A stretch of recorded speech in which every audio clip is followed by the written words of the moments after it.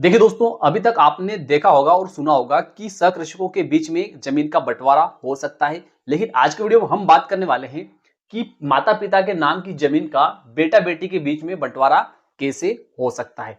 तो वीडियो में बने रहिएगा। अगर आप चैनल पर नए हैं तो चैनल को सब्सक्राइब कीजिए और इस वीडियो को तो फटाफट आप लाइक कर ही दीजिए, क्योंकि इस चैनल के माध्यम से आपको मिलती है सरल आसान भाषा में कानून की नई नई जानकारी। तो आइए वीडियो को शुरू कर लेते हैं। तो देखिए दोस्तों, यहाँ पर हम ऐसे समझेंगे कि मान लेते हैं कि यहाँ पर यह एक 10 बीघा जमीन का एक खेत है, ठीक है।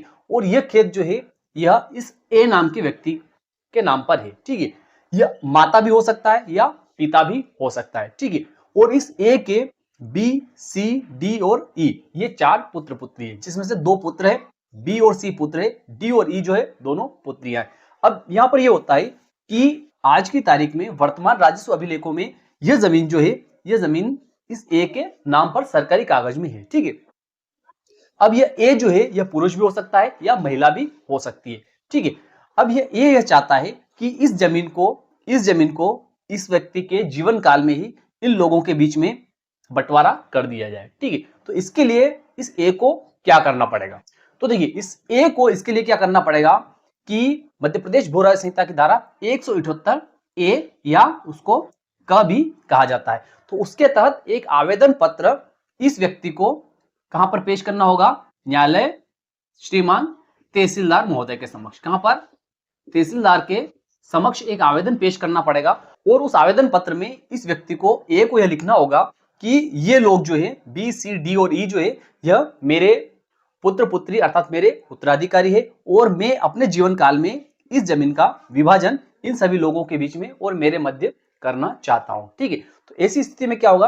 तहसीलदार महोदय के द्वारा इन लोगों को भी सुनवाई का अवसर दिया जाएगा। किसको? ई को, डी को, सी को और बी को। इन लोगों को भी नोटिस दिया जाएगा और तहसीलदार महोदय के द्वारा जिस गांव में यह जमीन है उस गांव के पटवारी महोदय से एक रिपोर्ट मंगवाई जाएगी कि इस ए के कौन कौन वारिस है, ठीक है। जब रिपोर्ट आ जाएगी तो उसके बाद में इन लोगों को सुना जाएगा। सुनने के बाद में अगर ये लोग भी इस ए द्वारा जो आवेदन पेश किया तहसीलदार महोदय के समक्ष मध्य प्रदेश भू राज्य संहिता की धारा 178 ए का, उस आवेदन से अगर ये लोग भी सहमत है तो ऐसी स्थिति में इस जमीन के जितने यह ए चाहता है उतने टुकड़े इन लोगों के बीच में कर दिए जाएंगे।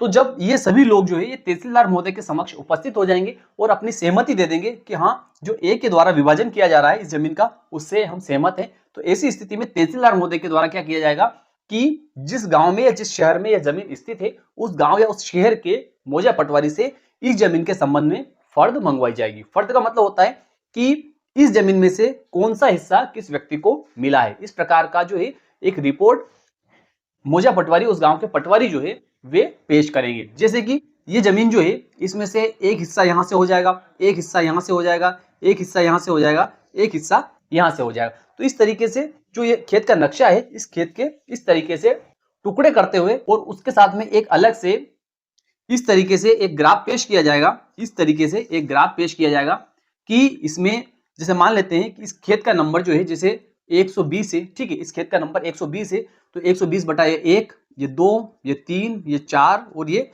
5, ठीक है। और ये सभी जो है ये 2-2 बीघा जमीन जो है ये सब है, ठीक है। 2-2 बीघा जमीन सब है, ठीक है। तो इसमें कैसे लिखा जाएगा कि यहाँ पर ए को और ये बी को, ये सी को, ये डी को और ये ई को, ठीक है। इस तरीके से वो फर्द बनेगी, ठीक है। इस तरीके से फर्द बनेगी और उसमें लिखा जाएगा कि इस ए को कौन सा हिस्सा मिला है, ठीक है। इस ए को कौन सा मिला है तो 120/1। बी को कौन सा मिला है तो 120/2। सी को कौन सा मिला है 120/3। फिर उसके बाद में 120/4, फिर 120/5। इनका क्रम उल्टा सीधा भी हो सकता है, अर्थात इस डी को ये नंबर भी हो सकता है, इस ई का ये नंबर भी हो सकता है। तो इस तरीके से उस फर्द में इस तरीके से लिखा हुआ आएगा और इस तरीके से नक्शे का बटांकन भी आएगा। कई बार नक्शे का बटांकन जो रहता है वह अलग से भी होता है, ठीक है। अब उसके बाद में जब यह फर्द, ये बटांकन और यह फर्द जो है ये तहसीलदार महोदय के समक्ष पेश हो जाएगी, तो उसके बाद में इन सभी लोगों को वापस से बुलाया जाएगा और इनकी सहमति ली जाएगी कि इस प्रकार से जो मौजा पटवारी ने लिखकर दिया है कि इस ए को 120 में से कितना 2 बीघा मिली है, बी को 120/2 अर्थात इसको भी 2 बीघा मिली है, इसको भी 2 बीघा मिली है, इसको भी 2 बीघा मिली है। इसको भी 2 बीघा मिली। तो क्या आप लोग इससे सहमत हैं?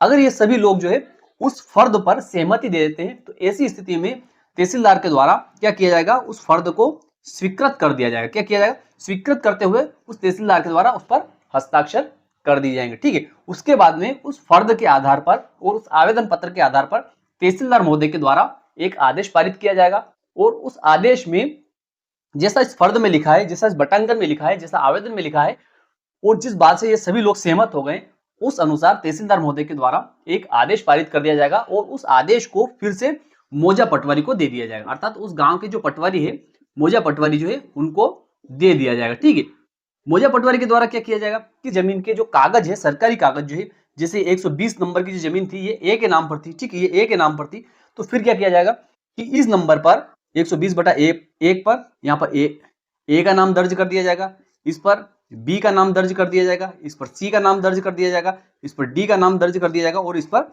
ई का नाम दर्ज कर दिया जाएगा। सरकारी कागज में अर्थात कंप्यूटर रिकॉर्ड में भी इस तरीके से नाम दर्ज कर दिया जाएगा। तो देखिए दोस्तों, इस तरीके से कोई भी माता या पिता जो है अपने जीवन काल में अपनी जमीन का बंटवारा जो है अपने वारिसों के बीच में कर सकते हैं और यह भी बिल्कुल कम खर्च में हो जाता है। तो मैं विश्वास रखता हूं कि आज की जानकारी आपको अच्छी लगी होगी। अच्छी लगी तो इस वीडियो को लाइक कर दीजिए, अधिक से अधिक लोगों को इसको शेयर कर दीजिए। फिर मिलते हैं अगले वीडियो में, तब तक के लिए जय हिंद, जय भारत।